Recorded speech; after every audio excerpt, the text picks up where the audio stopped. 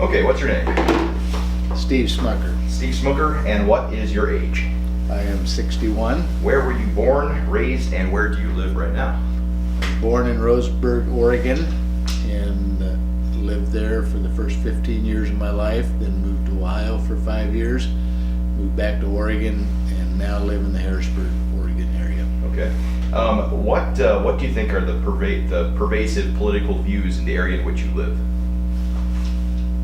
In the rural areas, it's fairly conservative, and when you get to the metropolitan areas, Eugene, Portland, Corvallis, it's much more of a liberal mindset. To say it slightly. Okay, so let's establish some baseline political views that you have. So, which political party, of the two major political parties, which of those two political parties do you most align with, and why? I'd be more aligned with the Republican Party just because my my personal philosophy is to be self-sufficient and independent, not to rely on government handouts for support, as well as the ideas of religious freedom, being able to practice religion in the way that we would like to, and the standards that the Republican Party in general adheres to of family and fiscal conservativeness and Judeo-Christian ethics to some degree. Okay. Now, how do your I guess we haven't established yet that you're a Mennonite, but I'll just go ahead and say that I know that about you. So, how do your Mennonite values either intersect or diverge from the values of the Republican Party? The Anabaptist Mennonites traditionally have been not involved in government at all, as well as what we refer to as non-resistance, which means we believe that God is the only one who has the right to take life. And so as Christians, we choose not to be involved in the military, where under certain circumstances one would be expected to take the life of another person. So, are there any ways in which your political views differ from that of the Republican Party because of your views about not taking someone else's life?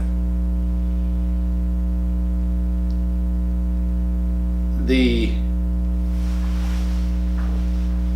nationalistic view of the Republican Party in general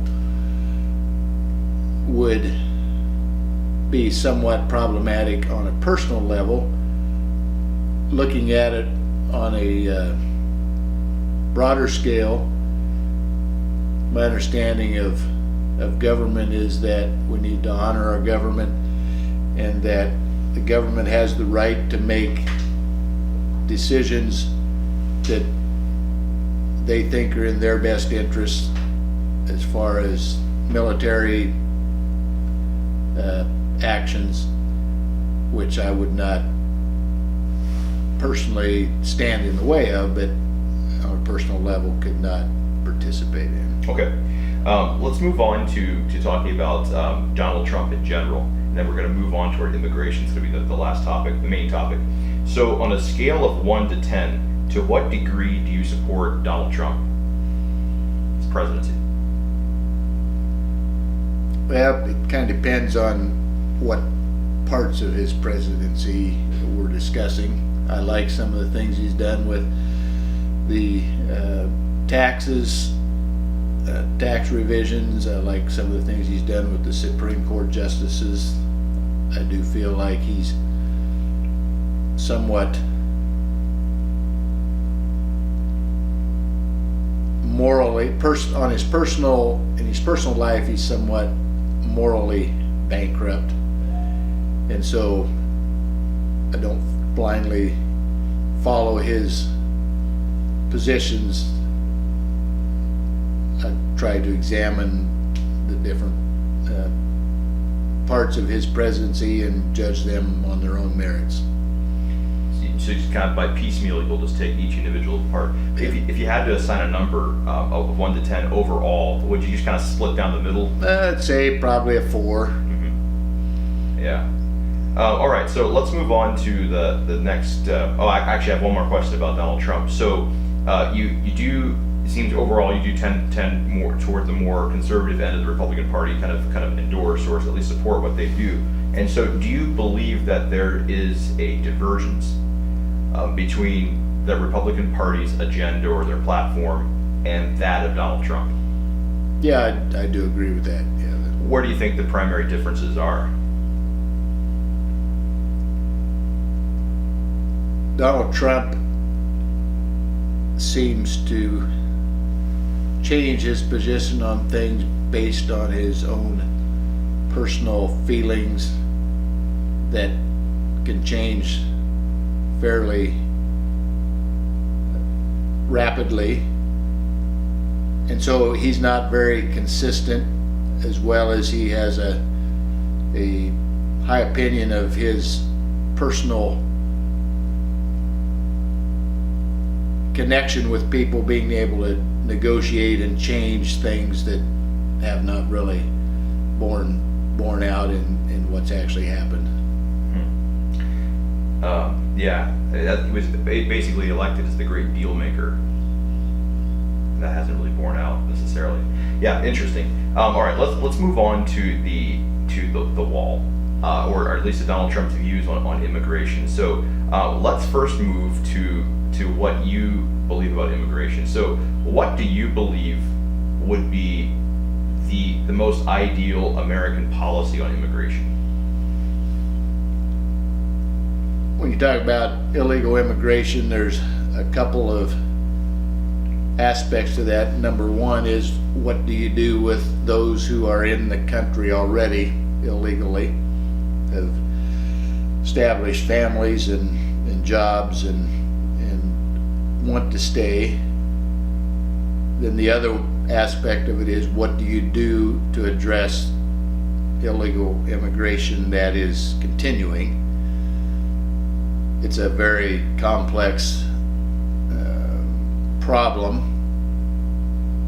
I guess without being able to supply a lot of details, I would say that it would seem as though the best way to deal with illegals that are in this country currently would be some kind of a process that they could go through to become legal within the system. Now, as far as illegals coming in currently, I feel like people need to live by the rule of law, and illegal immigrants don't do that, and so that should bear some consequences. I'm not personally convinced that a wall across the border will do that, because when you have economic disparity between one country and an adjacent country, people will find a way to get across that border one way or another, despite a wall or the lack of a wall. So that was, you were first dealing with what to do with illegal immigrants who are in the country already. Then what would the most, what in an ideal situation, what would the process of entering the country legally look like?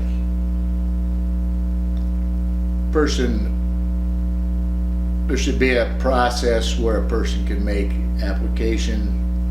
It could be expeditiously examined, determine whether they would qualify, whatever the qualifications are, and then either be allowed to come in or not.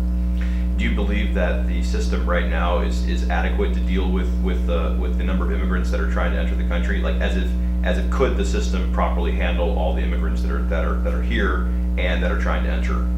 I think that's one of the problems, is the border becomes overwhelmed with the amount of people trying to get in, applying to get in, and there's not adequate processes to deal let's move on to the next question then. So do you believe that President Trump's proposed wall helps or hinders the immigration problem that the country's facing? In general, I would say that his hardline position on illegal immigration has helped. Did see in the news here recently how that there's not as many people coming to the border trying to get in because they're realizing it's a difficult process opposed to an easy process. So in that aspect, I would say his tough stance is bearing some fruit even before the wall. So his hardline stance is helping the problem perhaps by stemming it. But back to the proposed wall itself, like do you believe that his proposal, or actually let's say his proposal would actually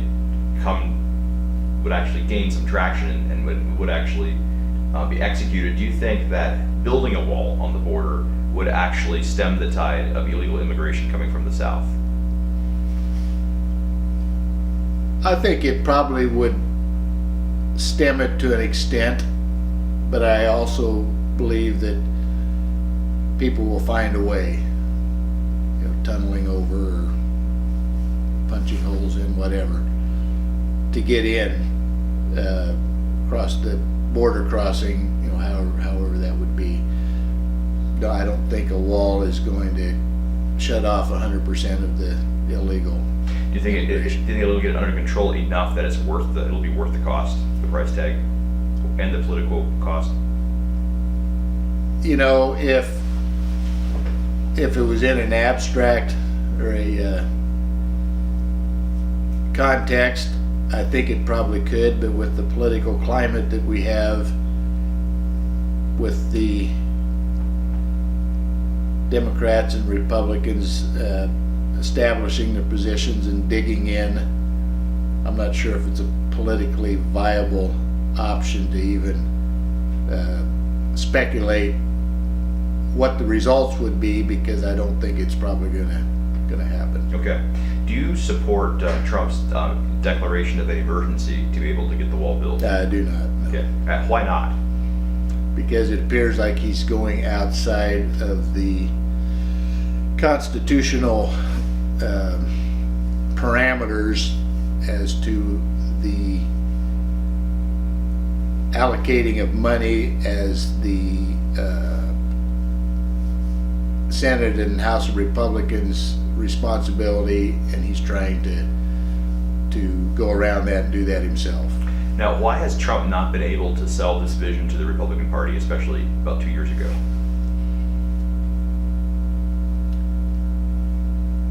Well, I think there's enough thinking people out there that when he said that he's going to make Mexico pay for the wall, that they were able to understand that that is not a practical solution to our problem.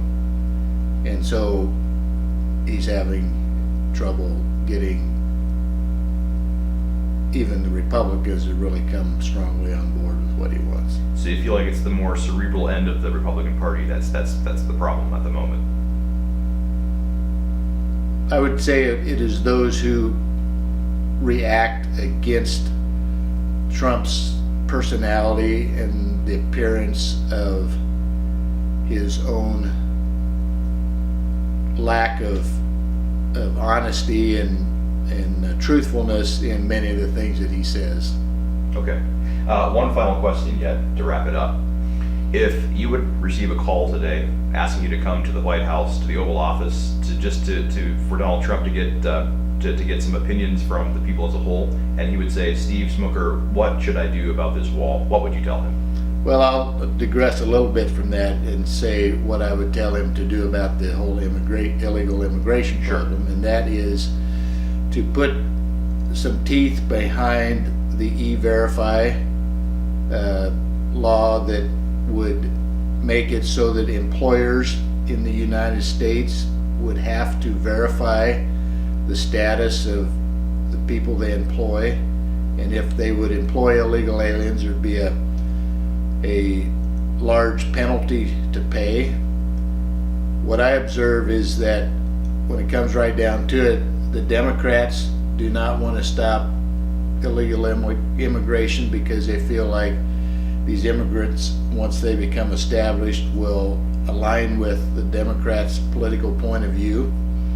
And the Republicans do not want to stop the illegal immigration because, in general, they have businesses and they like to employ these illegal immigrants because they'll work cheaper, they'll do some of the things that Americans do not care to do as far as physical labor. And so when it comes right down to it, there's not the political will to stem the tide On either side. on either side. Yeah. And so you would recommend beefing up the E-Verify requirements? I would, yes. Okay.